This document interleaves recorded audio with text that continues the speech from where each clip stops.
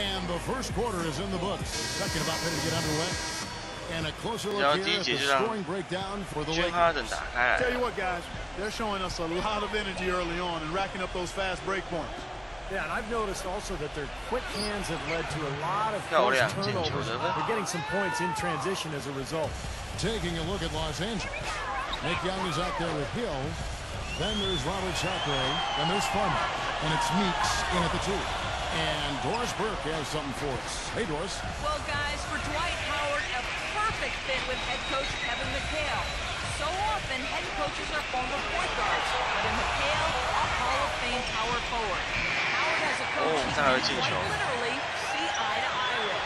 And McHale is one of the all-time great post-up scorers. And for Dwight Howard, he said that was the biggest reason for his decision to come to Houston, saying, quote, I felt he could really help me develop in the post. Guys, back to you. Don't see many great back-to-the-basket big men these days. He's one of the best. You know, the Rockets turned a lot of heads last season, guys, as they got back into the playoffs after missing out the year before. 哇，被3火锅哎，还可以突进。They were very tough to beat in Houston. Here in the second quarter with a little over a minute gone. Young left side. He dishes it to Hill. Nice D from Camby. And this is why you need size inside, the ability to contest shots and force misses. Steve, that's exactly right. Even when you get in close, it's still a tough shot. And the Rockets, as you said, Clark, strong at home, and that can be seen in that record of 29-12. Just the kind of home record, Steve, you need to get into the playoffs. And it was the way the Rockets played that was so impressive, Kevin. They attack the rim, and then they kick out and bomb a ton of threes. And I think that's the kind of attack, the kind of style that can really bring a friendly crowd and bring them to their feet. And I thought the Houston fans got more and more animated as the season went on. Yeah, not just an everyday finish. He put a little pizzazz on that one, guys. Here's Kanan for 3. Williams. Here's Dang. And there's the bucket. Stay with it on the offensive glass, getting it done. They have repeatedly probed inside in the first half, guys, and it's paid dividends. Yeah, it sure has, Clark. I mean, with as many points as they've gotten in the paint, they really haven't had to do much on the perimeter. Hill passes to Young. Good. It's Hill picking up the assist. Young's got 5 points now in the quarter. You know, one aspect of their play today that's really been tight and far superior is their passing. Agreed. I mean, you look at the points, I mean, they're getting a lot of baskets off of assists, so the offense really clicking here. Now a timeout called by Houston. You know, offensively last season, guys, the Lakers just never seemed to be able to get out of their own way. They had the worst turnover ratio in the league. They really struggled to take care of the ball, and even when they got up a shot, a lot of them were questionable shots. They shot the 3rd most threes in the league, but were in the bottom half of the league in percentage. Now here's Marion. Back to Jones.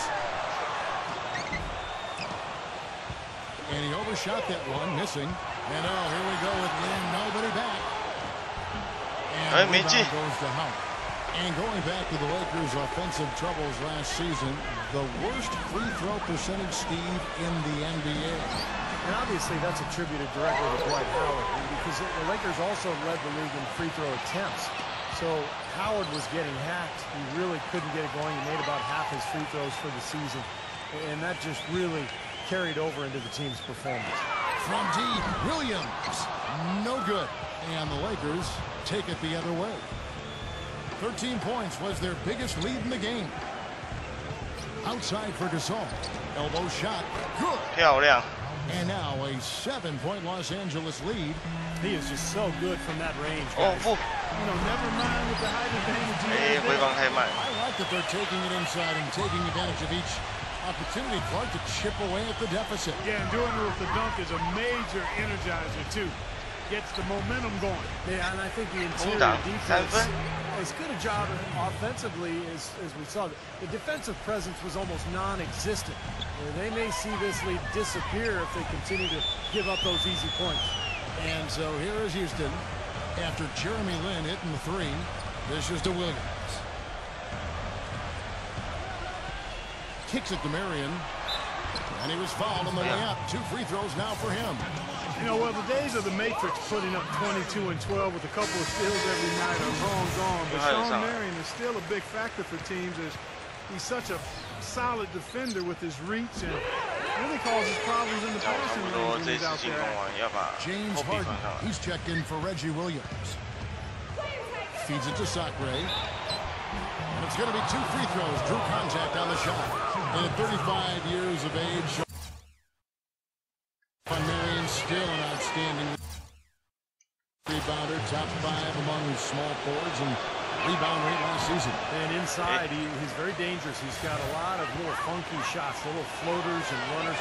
He does have the ability to step out and make a particularly from the corner, but it's really in the paint where he does his damage.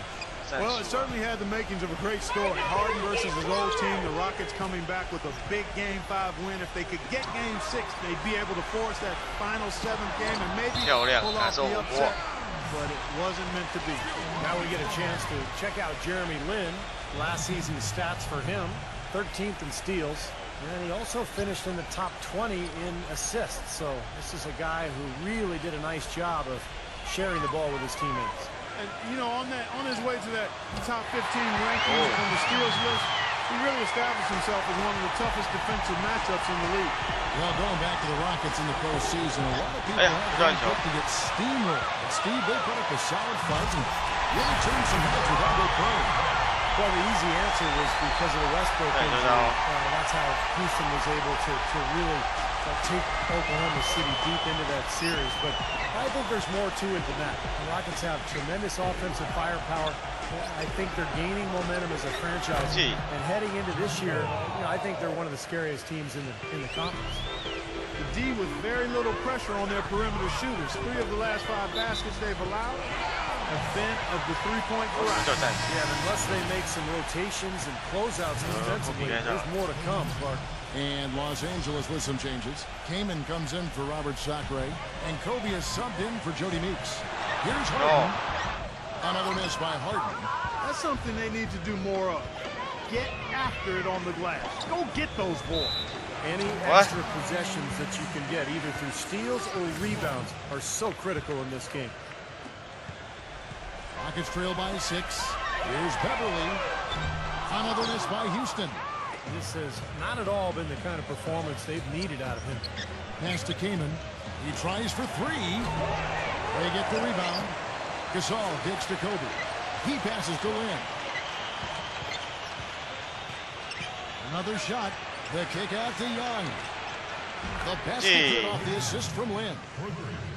Lin's got his 7th assist of the game with that last one.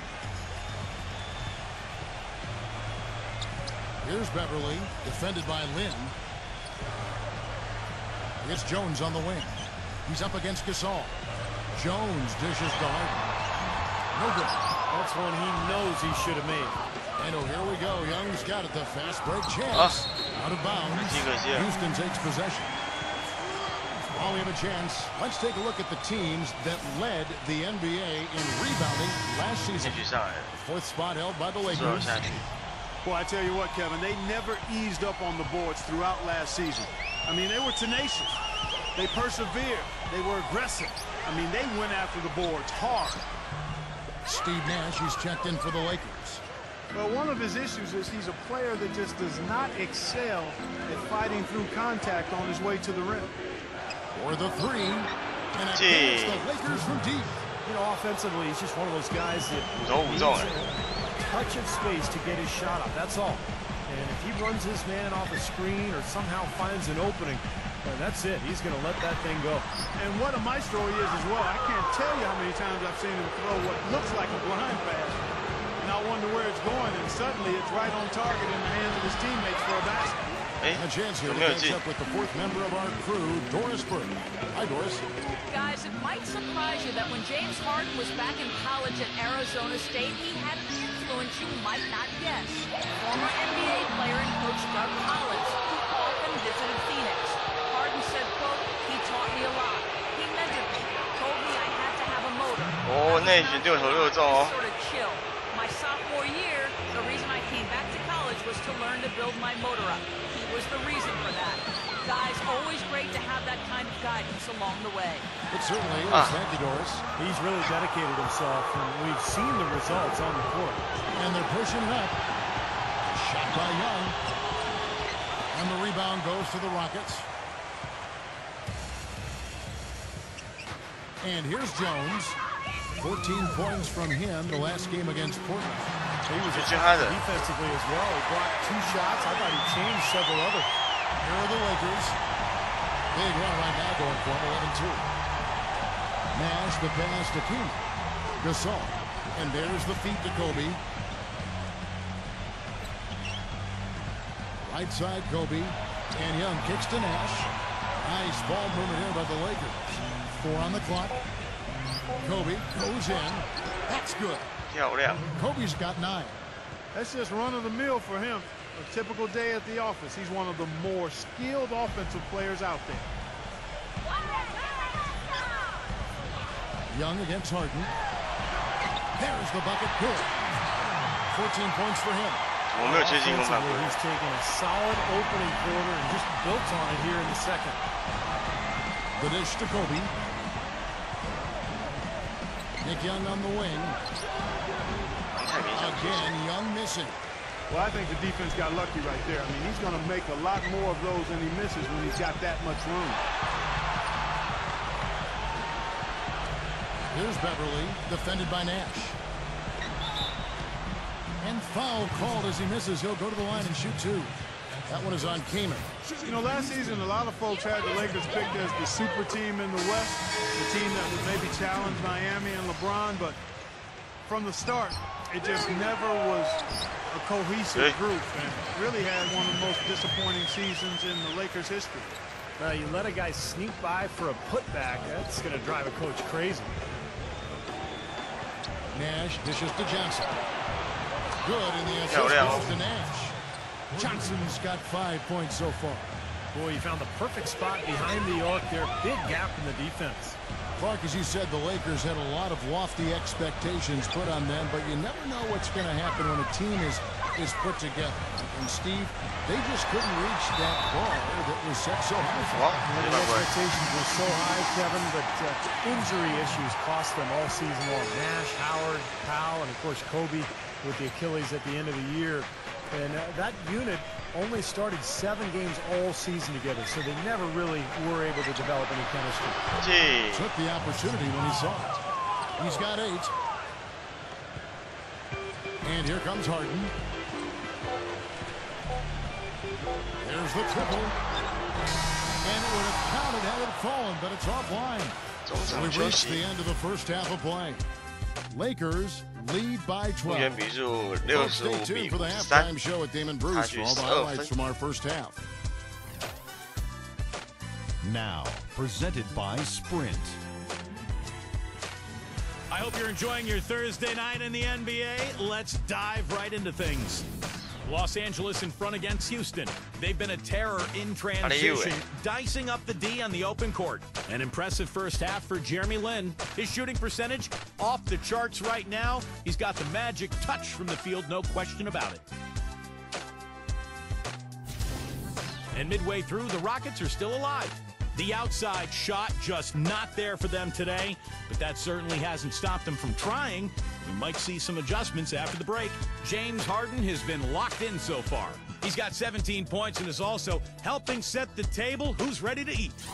Some games already going final. The Sprint Halftime Report, presented by Sprint.